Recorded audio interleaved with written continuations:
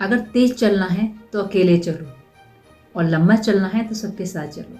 ये कहना है रतन टाटा का, जिनका निधन हो गया हाल ही में। आखिर उन्होंने क्यों शादी नहीं की? क्या उनके जीवन के मूल मंत्र थे? मोस्ट हार्डवर्किंग मैन, जिसका अंदाजा आप इस बात से लगा सकते हैं कि उन्होंने अपने ही कंपनी में कर्मचारी के तौर पर ज्वाइन किया। पहली बार वो कर्मचारी की तरह पैदल चलकर अपनी कंपनी में काम करने के लिए आते थे। फिर वो लीडरशिप में ज्वाइन किया, फिर उसके बाद वो चेयरमैन बने।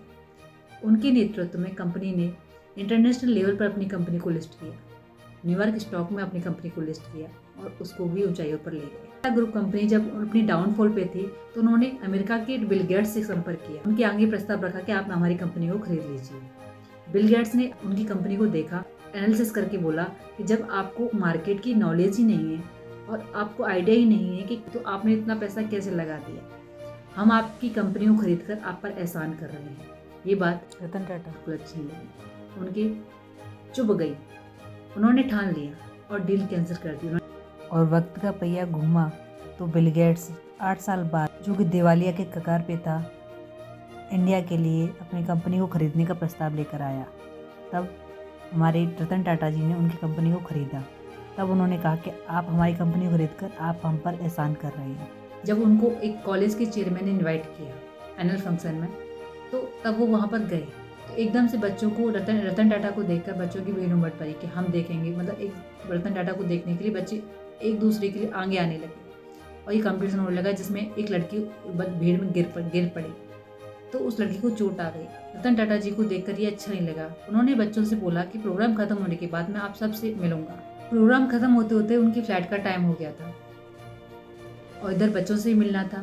तो उन्होंने चेयरमैन से बोला कि मैं ये फ्लाइट छोड़ दूंगा, आप मेरी फ्लाइट में जाने की तैयारी मत करिए, पहले मुझे बच्चों से मिलना है। चेयरमैन ने फिर भी समझाया कि कोई बात नहीं सर, बच्चे हैं, समझ जाएंगे, आप जाइए, अपनी फ्लाइट मत मिस करिए। उन्होंने कहा नहीं, मैं जो बोल देता हूँ करके रहता हूँ, मैंने उनके साथ वचन दिया है और मैं उसको निभाऊंगा। उन्होंने बच्चों से मिलने के वक्त के जो वचन दिया था उसके लिए अपनी फ्लाइट छोड़ दी। तो ऐसे थे रतन टाटा जी। तीसरा मूल मंत्र था उनका, वो पीपल टू पीपल कनेक्ट होते थे। हकीकत में जाकर नीचे ज़मीनी स्तर पर जाकर लोगों से कनेक्ट होते थे। जिसका एग्जांपल आप इस तरह से देख सकते हैं कि जब टाटा ग्रुप की जो यूनियन थी, लेबर यूनियन थी, उन्होंने हड़ताल कर दी कि हमें बोनस चाहिए, लेकिन जो मैनेजमेंट था वो बोनस नहीं दे रहा था। तो बहुत सारा झगड़ा हो गया, बहुत सारी लेबरों को चोट आई, मैनेजमेंट को भी चोट आ गई थी, दोनों में बहुत सारी झड़प हो गई थी। तब रतन टाटा जी वहाँ पर गए, उन्होंने मामला समझा और पूछा कि क्या मैटर है। वो लेबर यूनियन के बीच में जाकर ज़मीन पर बैठ गए, उनकी समस्या सुनी और सुनने के बाद कहा बात तो सही है कि लेबर यूनियन जो बात रखी थी, उन्होंने बोला ये बात सही है कि आपको बोनस ज़रूर मिलना चाहिए, आपकी खून पसीना आप बहाया है, आपको उसका बोनस ज़रूर मिलना चाहिए। उन्होंने मैनेजमेंट से जाके बात की कि भाई इनका जो बोनस है वो आप इनको दीजिए, वो मिलना चाहिए। मैनेजमेंट की बॉडी थी, आप इस बीच में मत आइए, आप हैंडल कर लेंगे कि नहीं आप बोनस दीजिए। तो उन्होंने कहा नहीं आप जाइए, हम कर लेंगे। तो उन्होंने कहा इनको बोनस मिलना चाहिए, मैं रिक्वेस्ट करता हूँ। जब लेबर यूनियन ये देख रही थी कि रतन टाटा हमारे लिए कैसे लड़ रहे हैं, तो वो इस चीज़ से बहुत प्रभावित हुई और उन्होंने कहा, साइकोलॉजिकल चेंज हो गया उनका माइंड, और कहा कि हमें अब बोनस नहीं चाहिए, अब हमें देंगे तब भी नहीं लेंगे, क्योंकि रतन टाटा हमारे लिए लड़े, ये हमारे लिए बहुत बड़ी बात है। रतन टाटा जिनकी 100 से ज़्यादा कंपनियां हैं और 100 से ज़्यादा देशों में काम कर रही हैं, अरबों खरबों के मालिक, उनकी क्या हस्ती रही होगी। आप सोचो, आज इंसान पर 4 कौड़ी हो जाती है तो उसे अगर फूले नहीं समझती, वो इंसान फिर भी आज भी साइकिल से चलने के लिए तैयार होता है, आज भी पैदल चलने के लिए तैयार होता है, आज भी अपने आप टायर का जो कार का टायर है उसको अपने आप ठीक करने की काबिलियत रखता है। आज भी वो लोगों से उनके ज़मीनी स्तर पर बैठकर बात करने की हिम्मत रखता है। सोच के देखिए वो कितने नम्र थे। उनका साहस, हार्ड वर्किंग, उनकी ईमानदारी ही उनको महान बनाती है और भारत की रत्न के लिए उन्हें काबिल बनाती है। भारत रत्न के लिए अगर कुछ सच में काबिल तो वो रतन टाटा हैं, जिन्होंने भारत की जिग्नता से योगदान किया। सोच देखिए, उन्होंने कोरोना टाइम पर 1500 करोड़ रुपए ऐसे ही दान में पीएम फंड दे दिए, लोगों की हेल्प की। जब ताज होटल के तल पर टेररिस्ट अटैक किया गया था तो वहाँ के कर्मचारियों को उन्होंने मेडिकल ट्रीटमेंट फ्री दिया था।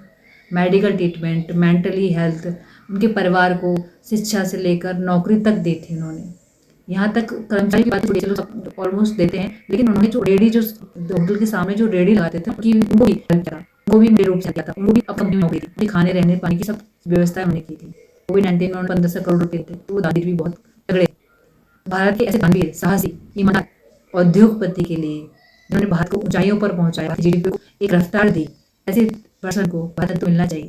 क्या कहते हैं आप? कमेंट में जरूर बताइएगा। रतन टाटा जिनकी 100 से ज़्यादा कंपनियां हैं और 100 से ज़्यादा देशों में काम कर रही हैं, अरबों खरबों के मालिक, उनकी क्या हस्ती रही होगी आप सोचो। आज इंसान पर 4 कौड़ी हो जाती है तो उसे अगर फूले नहीं समाती, वो इंसान फिर भी आज भी साइकिल से चलने के लिए तैयार होता है, आज भी पैदल चलने के लिए तैयार होता है, आज भी अपने आप टायर का, जो कार का टायर है उसको अपने आप ठीक करने की काबिलियत रखता है।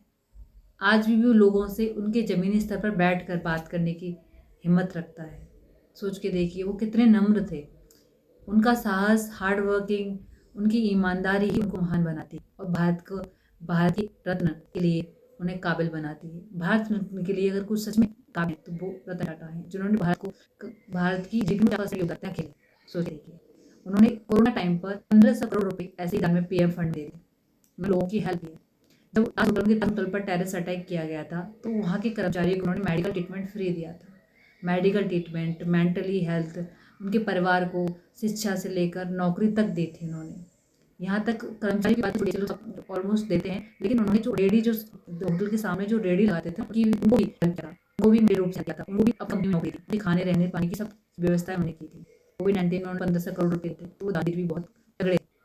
भारत के ऐसे दानवीर, साहसी, ईमानदार उद्योगपति के लिए जिन्होंने भारत को ऊंचाइयों पर पहुंचाया, जीडीपी को एक रफ्तार दी, ऐसे पर्सन को भारत तो मिलना चाहिए। क्या कहते हैं आप? कमेंट में जरूर बताइएगा। आप रतन टाटा जी की